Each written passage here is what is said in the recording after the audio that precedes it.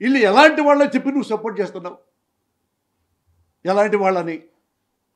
అసలు నీకు ట్రాఫికింగ్ అంటే నీకు తెలుసా? ట్రాఫికింగ్ అంటే తెలుసా? చూపించమంటావా? చూపిస్తా.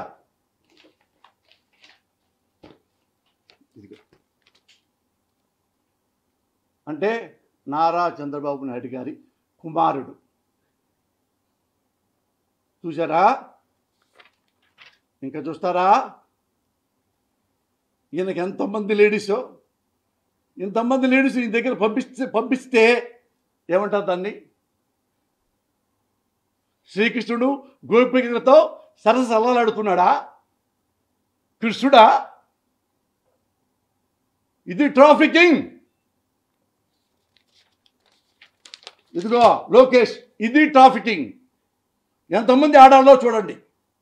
వాళ్ళ కొలతలు చూస్తున్నాడు. హాఫ్ నిక్కర్లో, హాఫ్ బికినీలు. ఏమండి, ఇది కనపడలేదా పవన్ కళ్యాణ్కి? ఓన్లీ నీకు వాలంటీర్లో ఉన్న లేడీసే కనపడతారా నీకు? ఇలాంటి వేషాలు వేశారా లేడీసు? చూపిస్తావా 10 మందిని? కొన్ని వేల మంది వాలంటీర్స్లో ఇలాంటి దరిద్రాన్ని చూపిస్తారా మీరు? Are you dare? Are you dare? సిగ్గుపడాలి పవన్ కళ్యాణ్. ఇప్పటికీ నువ్వంటే నా గౌరవమే. సిగ్గుపడాలి నువ్వు. ఇలాగా ఉన్నాడు ఎవడన్నా వాలంటీర్లో? లోకేష్ బాబు లాగా, తిరుగుబోతులాగా, తాగుబోతులాగా. నువ్వు అడగవు కదా? నువ్వు అడగవు. ఎందుకంటే నీ గురువు కొడుకు కదా. అడగవు కదా? మా ఇళ్ళల్లో అడుగుతావు, మా ఇళ్ళల్లో ఆడవాళ్ళని. చిరంజీవి ఇళ్ళల్లో ఆడవాళ్ళు అడుగుతున్నావు, నువ్వు మాట్లాడవు. Same Pawan Kalyan. Sincerely I'm telling you as your brother. చూడు ఎక్కడ ఎంతమంది ఆడాళ్ళ మధ్యలో దొల్లుతున్నాడో చిన్న చిన్న నిక్కర్లు వేసుకొని. ఇది ట్రాఫికింగ్. దీనికి వచ్చిందే. You are great. చెప్పబోతున్నా, నాకు సిగ్గేస్తుంది. ఒకడు ఒక పార్టీని కబ్జా చేసి అది తీర్పులు అటు ఇటు మార్పించి ఆ పార్టీ నాదనే లాగేసుకోవడానికి అమ్మాయిని పంపించారు. పార్టీ లాగేసుకున్నారు. రామారావు చంపేశారు. ఇది నీకు తెలీదా? పవన్ కళ్యాణ్? తెలుసు. నువ్వు మాట్లాడు. నీకు ఒకటే ఏమైందంటే, జగన్మోహన్ రెడ్డి రాజకీయ జీవితం నాశనం అయిపోవాలి. ఇది పవన్ కళ్యాణ్ నరాల్లో ఉన్న మాటలు ఇవి. ఏ పాపం చేశాడు జగన్మోహన్ రెడ్డి? నువ్వు జనాల్లోకి వెళ్ళి ట్రాఫికింగ్ అని ఆడపడుచుల్ని అంత ఘోరంగా నువ్వు కామెంట్ చేసావంటే, ఒక్క 10 మంది ఆడపడుచులు వాళ్ళ పేర్లు చెప్పు, వాళ్ళని చూపించు, వీళ్ళు ఇలా తప్పు చేశారు అని. ఏమయ్యా, వాలంటీర్స్ ఆడపడుచుల్లో చిన్నపిల్లలు 18 ఏళ్ళు 19 ఏళ్ళు పిల్లలు, వాళ్ళకి అమ్మలు లేరా? నువ్వేమన్నావు? మా ఇంట్లో ఆడవాళ్ళని తిట్టించాడు లోకేష్ బాబు అని నువ్వు అన్నావుగా. మా అమ్మ తిట్టించాడు నువ్వు అన్నావుగా. మీ అమ్మను తిడితే నువ్వెంత ఏడ్చావు, నువ్వెంత బాధపడ్డావు. మరి నువ్వు అంతగాని హీనంగా ప్రవర్తించావు కదా. వాలంటీర్స్ ఆడవాళ్ళని ఇంత ఘోరంగా చెప్తే వాళ్ళ అమ్మలు ఏడవరా? మీ అమ్మ ఎలా ఏడ్చిందో వాళ్ళ అమ్మలు ఏడవరా? Shame on you. నువ్వేంటో నా కోపం చెప్పి నేను ఆ కోపం తీర్చుకోవడానికి మాటలు మాట్లాడట్లేదు పవన్ కళ్యాణ్. నేను వెల్కమ్. నువ్వు పార్టీ పెట్టినప్పుడు ఫస్ట్ కాకినాడలో నేను ఫస్ట్ ప్రెస్ మీట్ పెట్టా, వెల్కమ్ పవన్ కళ్యాణ్ అని. ఏమైపోయావు ఆ పవన్ కళ్యాణ్? ఏమైపోయావు? ఎవడో చంద్రబాబు మాటలు నమ్మి, మా కమ్మ నాయకుడిని నమ్మి, మా కమ్మ మీడియాను నమ్మి ఊరికి 24 గంటలు జగన్ నాశనం అయిపోవాలి. అట్ట నాశనం కారు. ఎవడో అట్ట నాశనం కాడు. ప్రజల గుండెల్లో ఉన్నంత కాలం, నువ్వైనా జగనైనా మరొకడైనా, ప్రజలు దీవించినంత కాలం, ప్రజలు ఆశీర్వదించినంత కాలం ఆ ముఖ్యమంత్రి సీట్లో ఉంటారు. అలాగే ఉంటాడు జగన్మోహన్ రెడ్డి, అలాగే ఉంటాడు. నువ్వు ఉండవు. నువ్వు ఉండవు. ఎందుకు చెప్పమంటావా? నువ్వు ఎవరి గుప్పిట్లో ఉన్నావు? మా కమ్మవాడి గుప్పిట్లో ఉన్నావు. ఒక దుర్మార్గు గుప్పిట్లో ఉన్నావు. అంతకంటే దుర్మార్గులైన రామోజీరావు గుప్పిట్లో, రాధాకృష్ణ గుప్పిట్లో, TV5 వాడి గుప్పిట్లో. వాళ్ళు ఏంటో తెలుసా? ఎంతవరకు నిన్ను వాడతారో.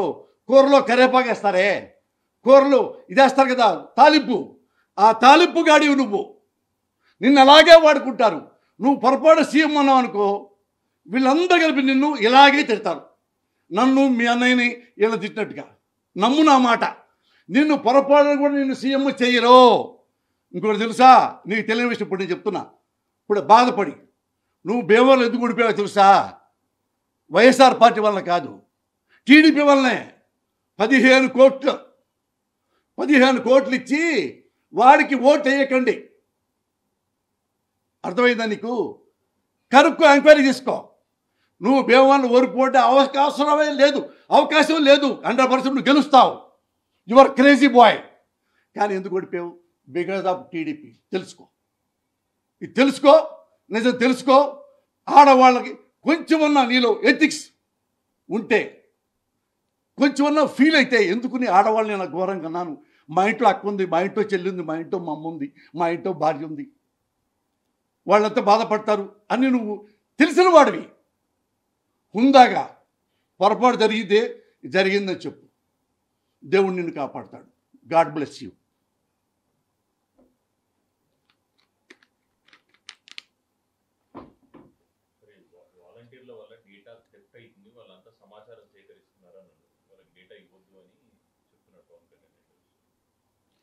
సార్, ఈ డేటా దాని బతుకు ఎప్పుడు స్టార్ట్ అయింది తెలుసు మీకు? చంద్రబాబు పుణ్యమాని, ఆయన కొడుకు పుణ్యమాని. వాళ్ళే కదా. వాళ్ళకెందుకు? హైదరాబాద్ పంపించి వాళ్ళ మనిషిని పెట్టి, వాళ్ళ ఆఫీసులోను పెట్టి, కొన్ని లక్షల కోట్ల మంది ఆడాళ్ళ మొగాళ్ళ డేటా ఎందుకు తీసుకున్నాడు? అప్పుడు జారిపోలేదే, ఇప్పుడు ఎందుకు జారుద్ది? అప్పుడు ఆ క్వశ్చన్ ఏం లేదే. ఏమండి డేటాలు బయటపెడుతున్నారు, మీకెందుకు డేటాలు?